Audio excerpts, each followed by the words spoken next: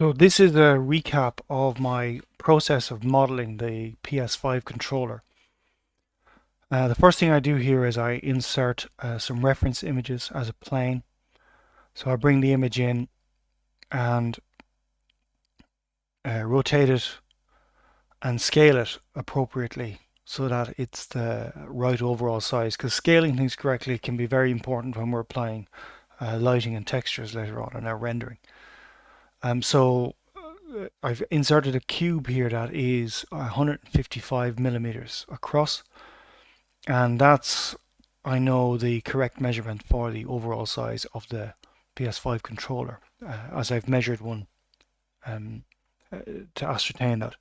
I've then turned down the opacity of the reference image here and put it to always show in front, which is really useful when you're trying to model over it.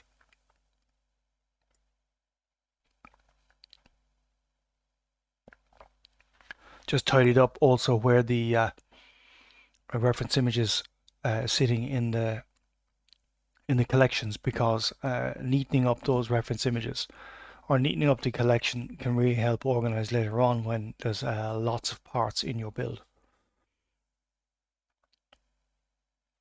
Okay, so now scaling the side view image, brought the side view image, scaling it into place, and I give that the same treatment. Move it off to one side and change its opacity and make it so that it always sits in front.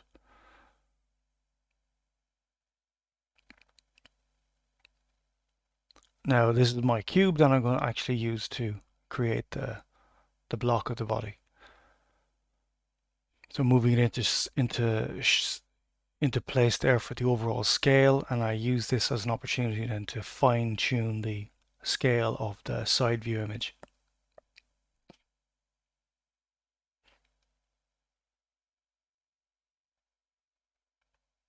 Once that side view image is done, then I move that side view image into place and rename it, and then scale the block so that it encapsulates the size of the object. And now I'm mirroring the block in the center as the part is symmetrical. So mirroring the block either side means that we're halving the amount of work that we need to do, and the part will remain symmetrical and it's clipped in the center. Now there's a number of tools to do this.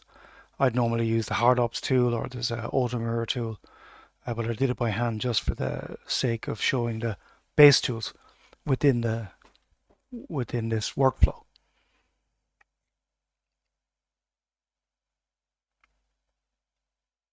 Extruding out the arms has a separate piece of geometry, and then adding in some loop cuts here with Control R, giving me more control over the shape, and roughly moving the part into position. The speed at this stage is by 5 speed, because I'm just looking to block out the part.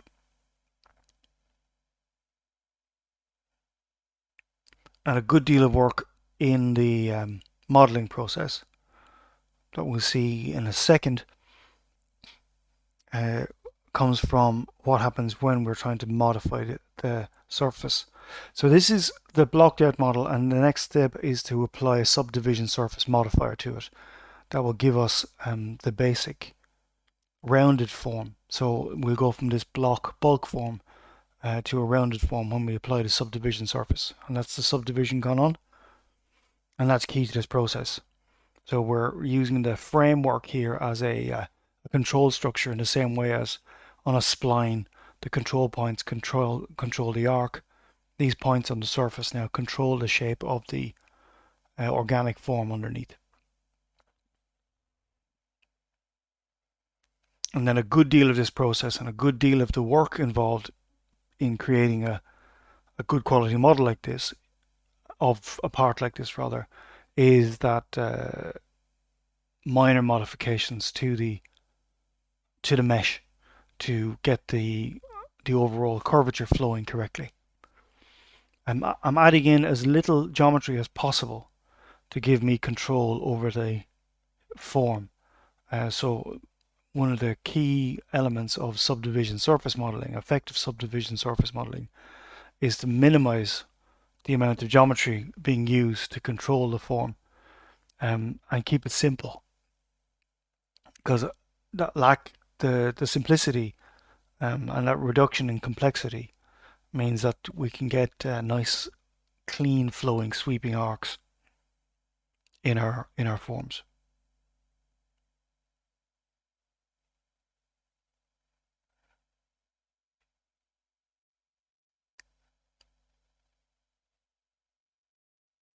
So a number of tweaks needed here on individual vertices, moving them into place to try and replicate as closely as possible the geometry. Now in my final model I spend a lot of time in this stage. Here I'm getting it roughly to the right form, just for sake of time within this workflow, within this demonstration.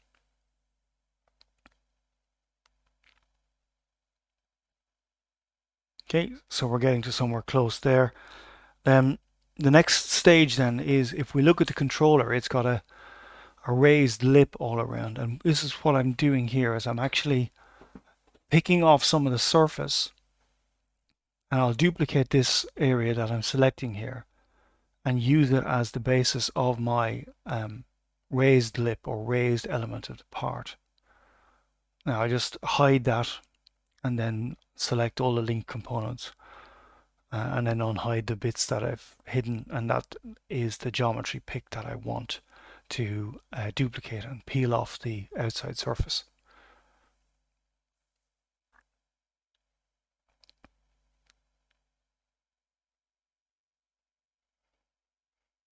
And I'm just here trying to decide what's the most efficient way to do it.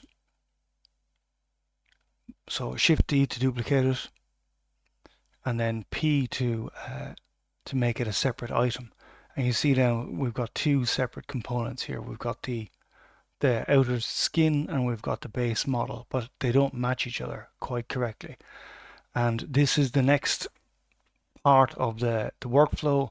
It's to add in a shrink wrap, and we shrink wrap that outer surface onto the main body. And that's going to serve us really well as we go through this process, because any modifications we make to that outer shell will follow the form of the base body. So we don't really have to worry about moving the vertices out of place too much, because it will always conform with that base body. And the next element we add on then is a solidify, and that gives a degree of thickness to the skin. And here already then we've got something that's, you know, getting close to the base form of the controller, with the underlying body and then the shell, outer shell.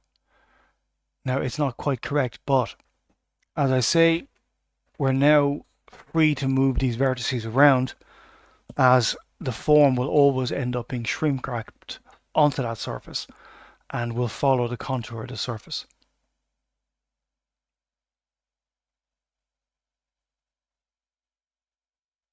And now I can move it around to give me the shape that I'm looking for.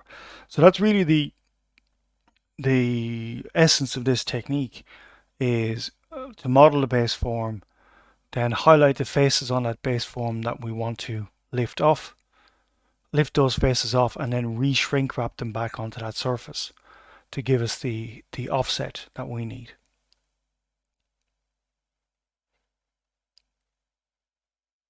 And fine tune it to give us the aesthetic that we want, and clean up some of the curves.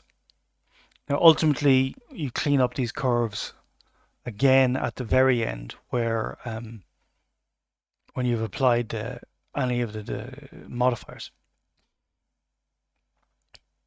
But we see here the degree of flexibility we have in moving the form around,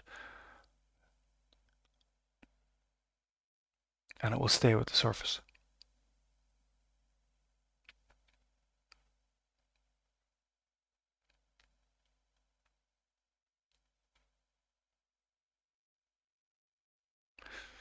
The next thing we want to do is cut in a button into the part. So I've added in a cylinder. Obviously the cylinder comes in, its default size is huge, but I've scaled it down and I'm positioning the cylinder over my square button here.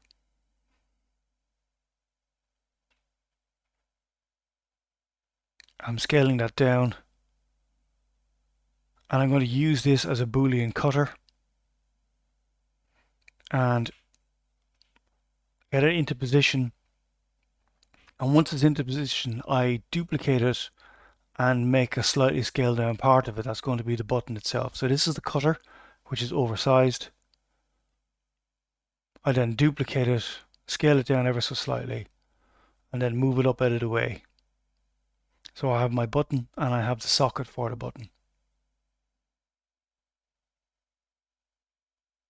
I then do a boolean subtract of that button away from the shell casing of the controller, and then move my button cutter into a folder that is cutters and hide that. And there we have the cutout for the button.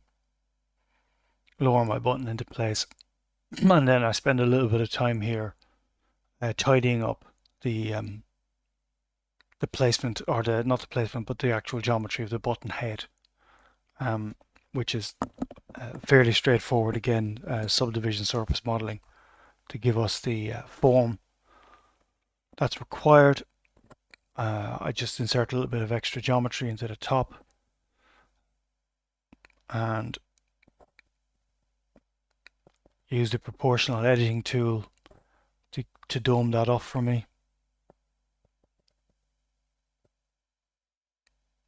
But my proportional editing tool at this stage is way too big because I'm working at such a small scale, so you'll see it zoom in a second.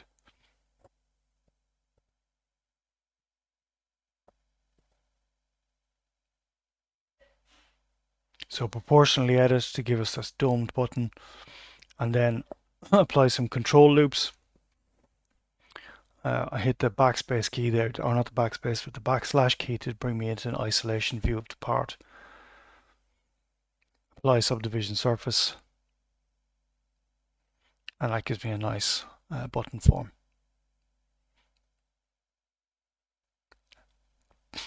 If I was completing out the model, then I would go and do the same operation for each of the buttons and cutouts in the part.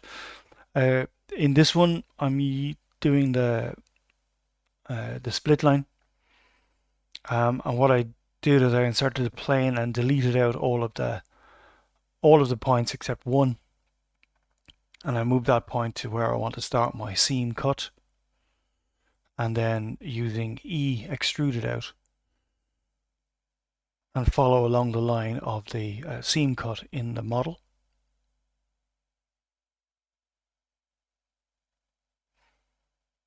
Extrude that plane, extrude it out as a plane.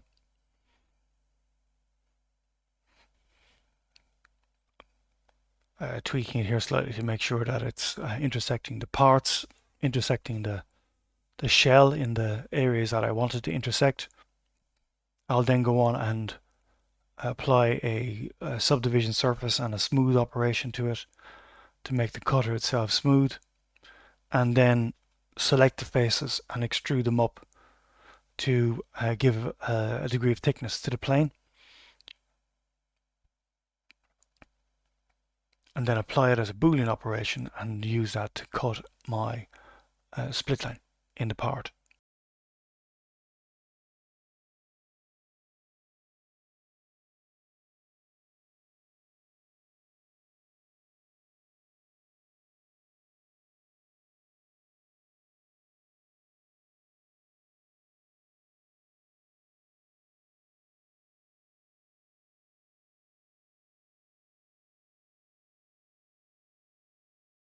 So here we have the split line in the part.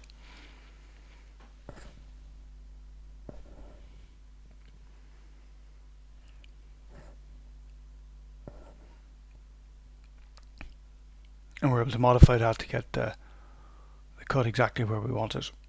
and to the thickness that we wanted. So I go in and I move these faces around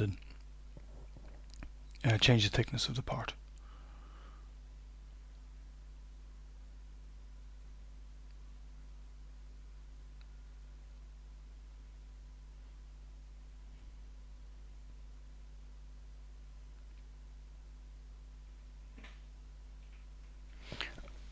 And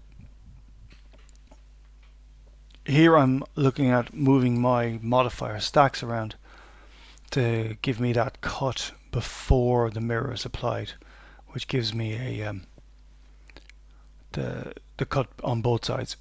I add in a plane here, switch to the cycles renderer, which is a ray tracing renderer,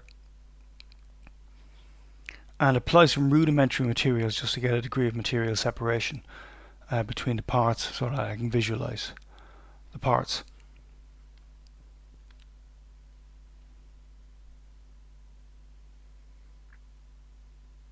So I now switch to my camera view, which is 0 on the numpad to switch to camera, and I'm just scaling back the camera here because again the camera is made for the original scale of scene and it just gets in your way. It doesn't make any difference to the view, but if it's too large it just gets in the way. And I'm modifying here the plane that it's on and just making an infinite loop to take out any corners out of the background. Apply a bevel across this corner and smooth it. Scale it up to give myself a bit of space to work in.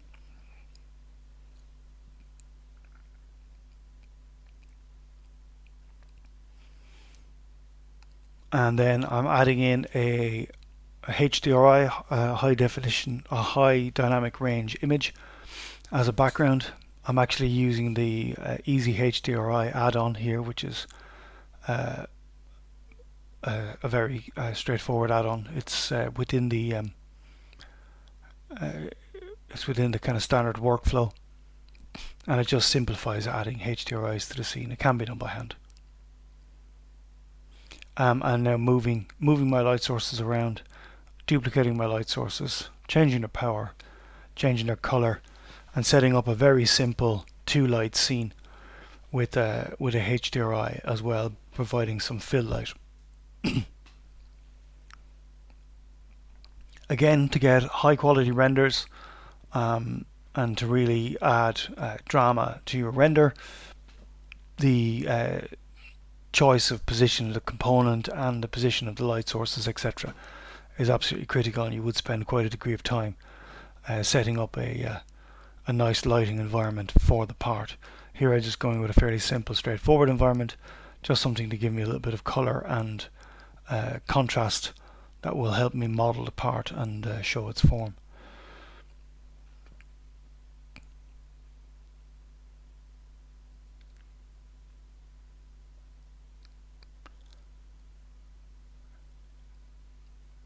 Set it up as a square image as well, just in case we wanted to post it on Instagram or something like that, and then render out. There's our rendering cycle going through. I think I've set it at something like 2000 passes of that order. But what I want to do with this is I actually want to render it out as a non-photo real image. So here I'm selecting the different passes that I will use in the render. I'm selecting the ambient occlusion and the shadow pass, and also the Z or the depth pass, and I'm turning on the freestyle, which is the line drawing element. And one of the critical things to do is actually to turn on freestyle render as a layer or render as a pass, because that way the freestyle line or the outline image renders as an individual pass, and we can use that later on in the compositor that we're going to use in a second to balance up what we're showing as a solid item and this type of line work laid over the top. So those are our passes: the ambient occlusion, the depth, and the freestyle line work. Bringing that into the compositor tab,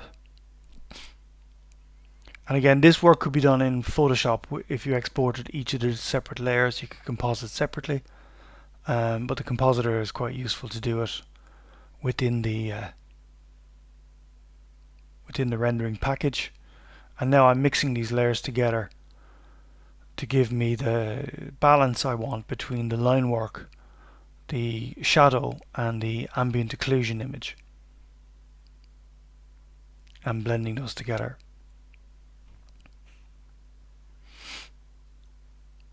And when adding in the line work, one of the key elements is to turn on the alpha channel, which is the transparency channel within the render. So we can see here that the line work is dominating if we don't add that in. But turn on the alpha channel.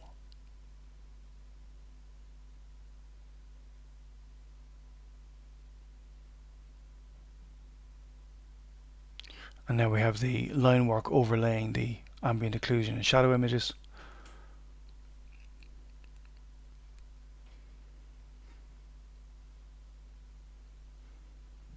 And once we're happy with that, we plug it back into the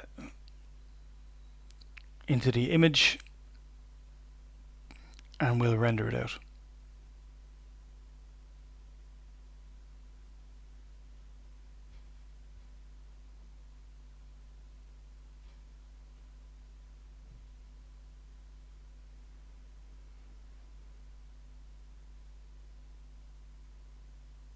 And the purpose here is to produce a somewhat stylized image of the part, which can be very useful for illustration, and can complement quite nicely the photoreal or near photoreal images that help visualize the product. So that's the simplified one, and then here at the end is the one that I took on closer to completion. That's been given the same treatment.